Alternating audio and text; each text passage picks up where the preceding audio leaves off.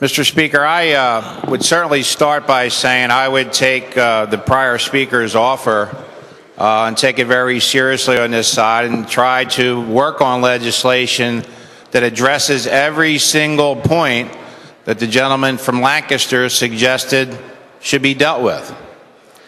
That does not mean that this is not a good step in the right direction and a good piece of legislation, and I am certainly going to vote to concur. But I rose to speak today mainly to challenge the assertion that's been said over and over and over, particularly from members from Philadelphia, where I live, that voting fraud, voting irregularities, and voting problems are a myth. They virtually don't exist.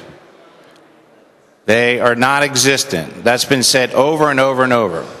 And they base this assertion merely on the fact of whether or not voting fraud has been prosecuted, and they ignore their own experiences on every single election day that they participate in.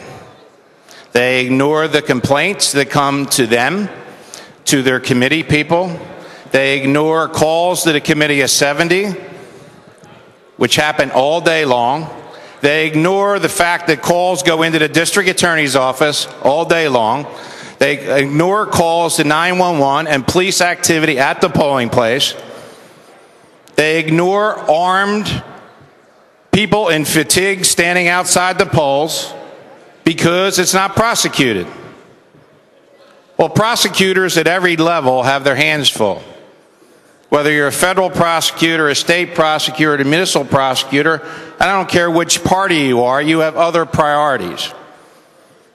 It'd be nice to prosecute voter fraud at all these levels, but it doesn't happen.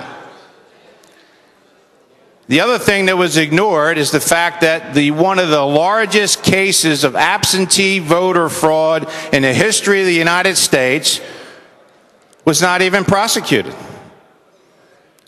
That was national news for 6 months. That wasn't a result of a prosecution. That was a result of a civil lawsuit in federal court that resulted in an elected official being removed by the court. Still no prosecution. So you can't use whether or not things are being prosecuted as the way to determine whether or not there's fraud or irregularities or abuse at the polls. This particular concurrence motion has new provisions for absentee ballot, provisions that will prevent fraud.